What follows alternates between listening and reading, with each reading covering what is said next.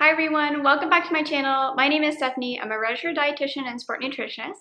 If you're new here, this channel is all about sport nutrition and how we can use what we eat to fuel our sports. In today's video, we're going to be talking about tracking your nutrition information and whether or not that is a good idea for you to do. So we're first going to go over maybe some warning signs of when you should not be using something like myfitnesspal to track your nutrition information, and when it might actually be helpful or useful for you to use that as a tool in order to make sure that you're getting enough nutrition to fuel your sport. We're first going to start off with some of the warning signs or reasons why you should not be tracking your energy intake, your protein intake, your carb intake, and your fat intake, or some of those macronutrient values that we would get with using an app like something like myfitnesspal. I always make sure that any of my clients, before we do any sort of nutrition tracking, make sure that they do not have any disordered eating patterns, poor relationship with food, have a lot of fear foods, and really I ask them to evaluate for themselves where they're at with their relationship with food.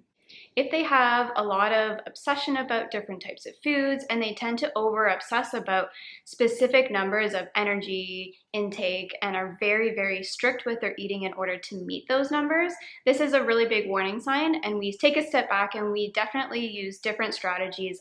Other strategies that we can use are, I often make meal guides, which is more so portion based to get them to a good amount of nutrition intake to make sure that they are meeting their nutrition needs for their specific goals. If that is of interest to you, I do sell those on my website, so the link is below if you want to check that out.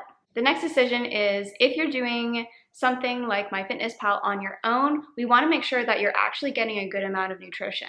I often find that people come to me eating a significantly low amount of calories and energy intake for what they're currently doing in terms of their energy expenditure or what they're doing for their sport. And this means that there definitely is a big mismatch between what the estimations are from the fitness app versus what a registered dietitian might tell you to meet in terms of that energy intake. So you definitely want to work with a professional before you start using an app to make sure that you are targeting a good number of the energy intake and those macronutrients. Third warning before you start to use myfitnesspal is also that if you're a younger athlete, they might only be using the adult calculations for the energy intake, so you might actually be underestimating, again, the amount of energy that you need per day, because the energy needs and calculations are different for adults and youth. Fourth thing to consider is that tracking your nutrition intake shouldn't be a long-term solution. We do not want to be using these apps for the rest of our lives, and so it's really important to use it for specific purposes. So whether that is changing body composition or even just making sure that you are actually fueling enough before and after your workouts and generally throughout the day. The last thing to consider before using an app is that sometimes people find that it's very time consuming and can be quite frustrating sometimes if you don't have enough time to actually put in the effort to tracking your nutrition information. And like I said, this is not a long-term thing, so if we're only using it for a short amount of time for that learning purpose, then you should be okay.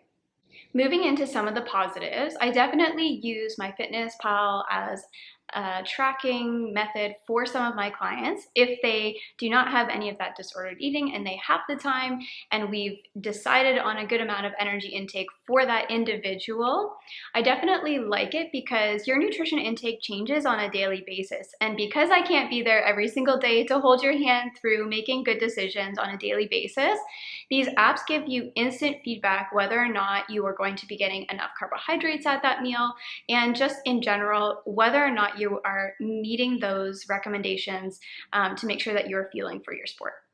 Not only is it going to give you instant feedback, but it's also going to give you a really good opportunity to learn what macronutrients are in the different types of foods that you do eat on a daily basis, and also give you a really good estimation of those portion sizes that you need to have at each meal so that you are actually going to be meeting your nutrition needs through your daily intake. There is a decent amount of research showing that if you're tracking, it keeps you accountable, and you're also going to be very closely or similarly matching your energy intake on a daily basis using something that is giving you that instant feedback. And so therefore can be really helpful, especially if you're trying to lose weight or change body composition, or even just making sure that you're taking in enough of those carbohydrates to make sure that you are getting enough fuel. With all that being said, do you really need to track your nutrition information to get the best results? Absolutely not. There's definitely different ways that we can work together to make sure that we are meeting your specific goals in terms of your nutrition, whether that's changing your body composition, like I said. So maybe it's even goal-based or portions, right? So something like making sure that you have half a plate of vegetables at each of your meals. Goals like that can definitely be helpful in terms of making some of those changes, and working with a dietitian can help with that.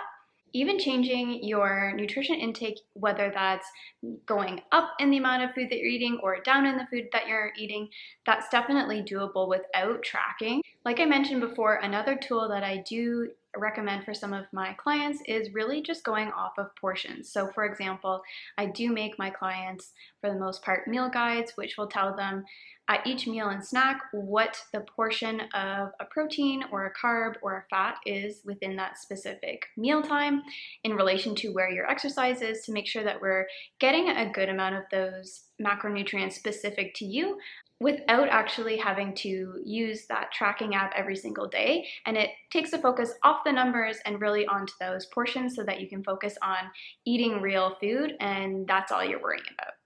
That's it for this video. Thanks so much for watching, and we'll see you in the next one. Bye!